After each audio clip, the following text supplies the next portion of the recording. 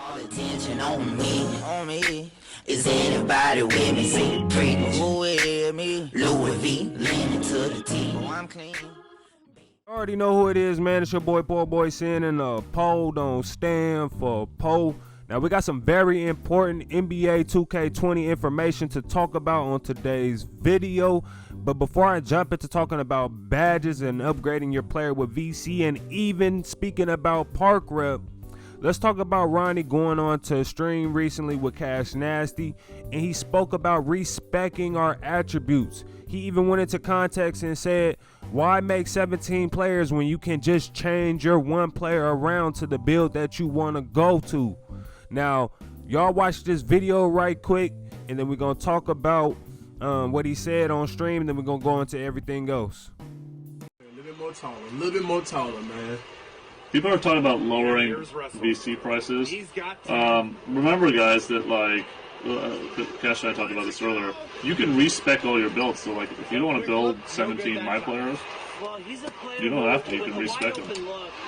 So that'll save you VC right there. Now, let me know how you guys feel about that clip down below. If you didn't quite understand what Ronnie was saying, pretty much, if you start off the year with a playmaker, at some point in your grind, you'll have the opportunity to switch your build from a playmaker to a different type of build. Now, that does sound like it has a lot of restrictions to it, but when we get more news on it, we definitely going to bring it here to the channel and have a discussion about it. Now, let's talk about more news when it comes to having control over your badges. NBA 2K dev Zach Timmerman, he went on Twitter and he said, the badges you're messing with and added to your player in the demo are not locked to your player when you bring them into the full version of the game. You'll have free reign to make new decisions with your badges in the main game. So pretty much what we're doing in the demo right now, it's not going to carry over into the full version of the game. Pretty much we're going to have to either make a new build, make our build over, or re-edit our build before we fully finalize it.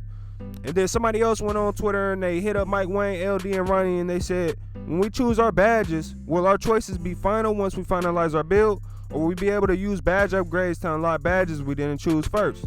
LD responds, he says, you distribute the points how you want. Depending on your attributes, you'll have different points in the categories.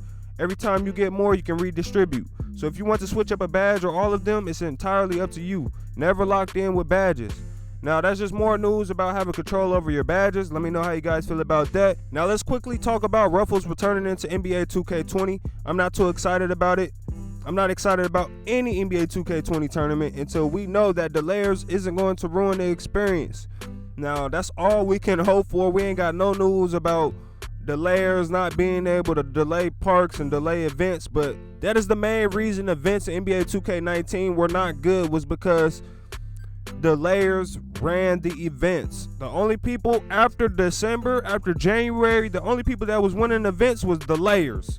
So I'm not too excited about Ruffles coming back. Everybody's excited about Ruffles coming back, but fail to realize there's still a possible chance the layers might ruin the tournaments for us. So hopefully 2K gets that intact.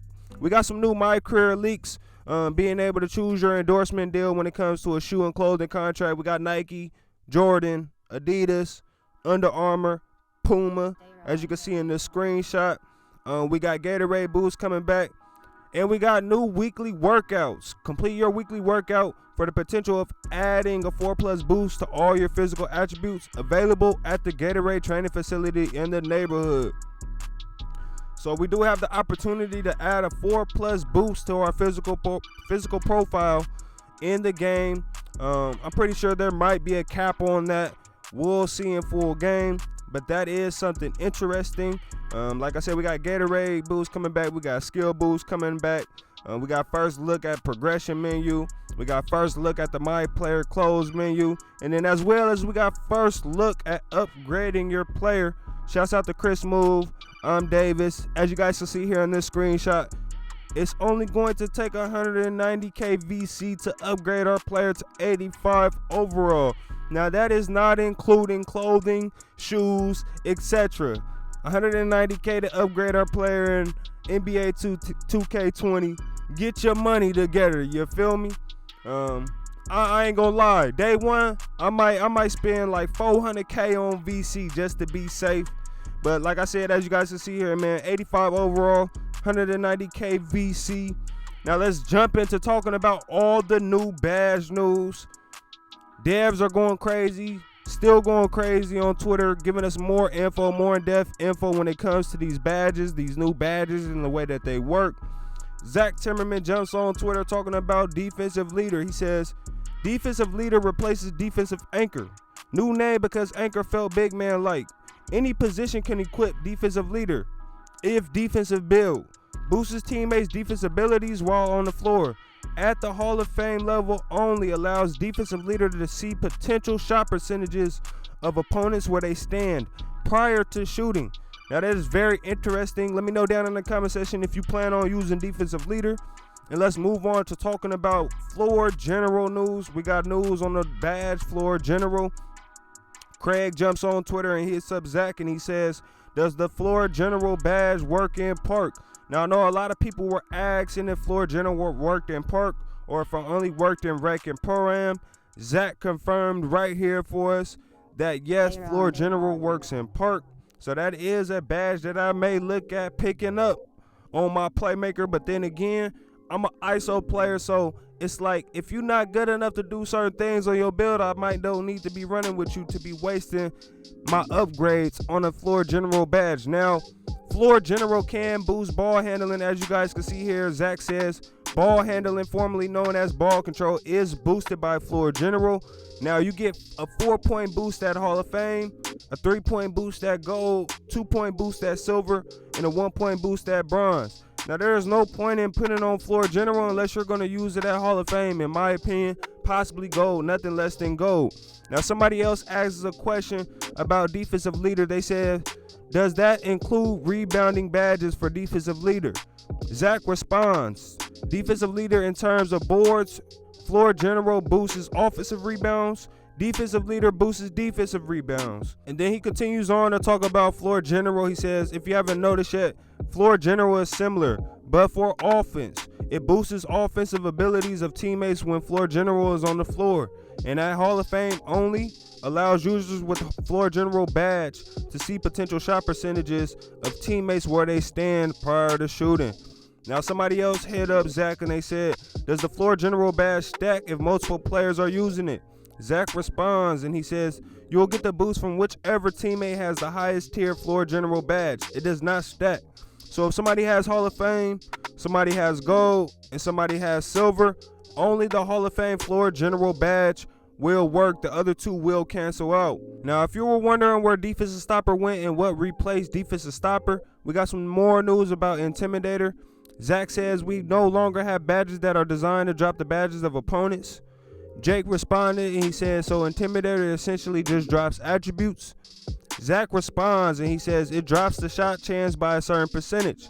So Intimidator will not drop badges down, and it possibly will not drop attributes down. It will just drop down your chances of hitting the shot. So let me know how you guys feel about that down below. I'm glad we got clarification on the Intimidator badge. I still plan on using that badge because I do plan on playing a lot of on-ball defense. Now let's go into a debate about ankle breakers versus tight handles. Somebody says, what's the difference between ankle breaker and tight handles?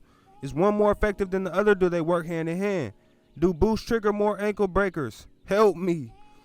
Mike Wayne responds. He says ankle breaker helps you drop off defenders with driving moves that change direction hard. Tight handles allows you to stun defenders and beat them with a first step after sizing up.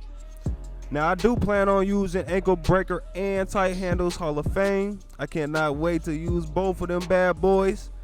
Let's move on to talking about relentless finisher versus contact finisher. Somebody says, is there a point to having both relentless finisher and contact finisher? Mike Wayne responds. He says contact finisher helps you make contact layups. Relentless finisher helps you do it more times. Now, just like he's saying, man, it might be a good idea to use both of those badges. Now let's move on to talking about the high start badge. Somebody said, can someone please answer this? Does hot start only apply to the first shot period, or does it start whenever you make a shot and continue from there? I'm a little confused. Does steady shooter help or hurt open shots? Mike Wayne responds. He says hot start kicks in as soon as you make your first shot, but it has to be your first shot attempt. Doesn't matter when. Now this, I want to note that has to be a jump shot. Your first shot has to be a jump shot. It can't be a layup or a dunk. It has to be a jump shot. And then he goes to talking about steady shooter. He says steady shooter will actually lower your open field goal percentage slightly, but will help mitigate the penalties of shooting contested. So I advise you guys to stay away from steady shooter if you shoot a lot of open shots. So like if you're a cone, if you're a stretch, well, I won't suggest a stretch. I'll say like if you're a lockdown in the corner, short rim in the corner, if you shoot a lot of open shots, you do not want steady shooter. Let's move on to talking about slithery finisher versus contact finisher. Somebody says, can you explain the relationship between slithery badge and contact finisher? I'm scared if I equip slithery that my player will try to avoid contact dunks and layups if I equip both. Mike Wayne responds, slithery finisher will help you evade the contact altogether, which is ideal for attacking the rim. Contact finisher will help you make shots when you do take contact from defenders. Most slashers will probably want both. Now let's move on to talking about Deadeye versus steady shooter. Somebody says so. Don't get the steady shooter badge because Deadeye does the same thing with no penalty. Confused here. Mike Wayne responds. He says Deadeye only protects against late closeouts. Defender not there when you start your shot but closes late and gets a hand in your face. Steady shooter helps nerf the impact of defenders who are there at the gather and release at the cost of hurting you. This doesn't mean players can hit on good defense though, right? A feature I feel will always do important is the shot contest system. And I really hope this badge doesn't give someone the ability to score when forced to take a bad shot. Mike Wayne responds, he says, no, good shot selection is still king. Deadeye and steady shooter won't save you if your game is predicated on taking bad shots. Now, Twitter did cut off my screenshot right there. I can't even show you guys the rest of that sentence. Shouts out to Twitter, where the update at, boy. Now, let's talk about Acrobat contact finisher fancy footwork. Somebody says, does Acrobat only help with switching layups in midair and reverse layups? Because I feel like there's no need for it when contact finisher helping you finish tough layups. Mike Wayne responds. He says, helps with those, but also the other advanced layup types, Euros, cradles, spins, etc. Fancy footwork helps you get by defenders during the gather. Acrobat helps you finish the shot. So in order to pull off good Euros, spins, and cradles, you will need fancy footwork and not just Acrobat. That is very interesting. Let's move on to talking about clutch shooter.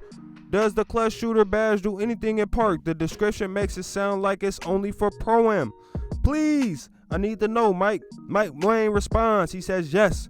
So confirmation right there, y'all. Clutch shooter does work in the park. I want to advise anybody to pick up the clutch shooter badge unless you plan on having a lot of close park games.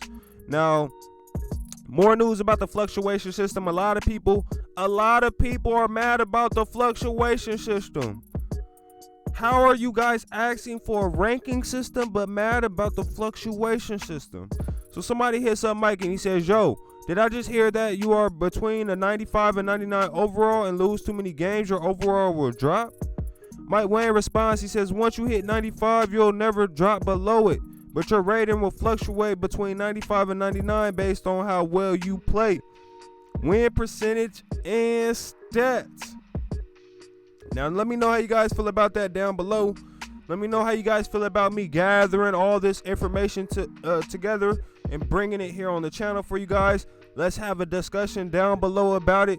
If you already heard about some of this news, comment down below. Let me know if you already heard. If you want to get my opinion on some of these things, let me know. I pretty much do these videos so you guys can get my opinions on these things down low in the comment section. So if this is new to you, I'm glad I brought it to you. If this is old to you, let's talk about it down below. Now, 150,000 subscribers on the way. I appreciate y'all love and support here on the channel. And I do want to put out there, man, don't be talking about my speech when it comes to recording my videos, you feel me? I be trying to one-take Drake my videos. I ain't like the fake rappers out there that do 4 bars, pause, 4 bars, pause, 8 bars, pause. I'm doing one-take Drakes on these recordings, you feel me? So I will probably switch it up in the future when it comes to recording, try and do like half and half on the recordings. But I be doing one-take Drakes, just straight 10 minutes of talking. Just want to put that out there. Sometimes I stumble over my words. Sometimes I forget to say things. Sometimes I mispronounce things. And sometimes I stutter too. But I appreciate y'all love and support. I'm gonna catch up with y'all on the next one. Y'all stay blessed, be easy. I'm out. One.